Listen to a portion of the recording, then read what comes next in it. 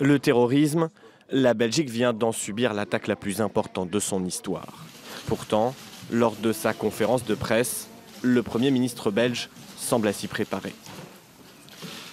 Mesdames et messieurs, ce que nous redoutions s'est réalisé.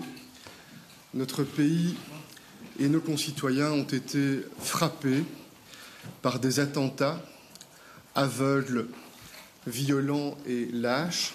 Pas de surprise, car depuis plusieurs mois, la Belgique se retrouve presque systématiquement au centre de toutes les enquêtes terroristes. En réalité, cela fait plus de 20 ans que les réseaux sont actifs. En 2000 ans déjà, c'est de Bruxelles que sont partis les meurtriers du commandant Massoud, principal adversaire des talibans. À l'époque, plusieurs réseaux se développent sur Internet, notamment le centre islamique belge du Tchèque Bassam Ayachi. Il sera démantelé, mais d'autres prennent le relais. Le groupuscule salafiste Sharia for Belgium, par exemple. Pendant 3 ans, ses membres recrutent en toute impunité sur Internet, envoyant des centaines de jeunes en Syrie. De vivier, la Belgique est ensuite devenue une cible. En 2014, au musée juif de Bruxelles, Medine Mouche sera le premier à frapper en Belgique. Amédi Koulibaly, de l'Hypercacher, Mohamed Merah ou Salah Abdeslam, tous se sont procurés des armes grâce au réseau belge. Certains pointent du doigt le laxisme des autorités.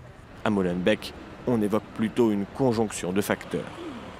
Alors, ce qui est sûr, c'est que la façon dont les jeunes se sont laissés embrigader, ça a fonctionné par cercle concentrique et donc oui, d'amis à amis. Et donc, bien sûr qu'on doit travailler avec les familles. Je pense que c'est une alliance entre les familles, entre les acteurs sociaux, les mosquées et les autorités locales.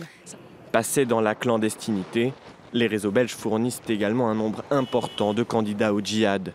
Plus de 1000 combattants contre 2000 pour la France.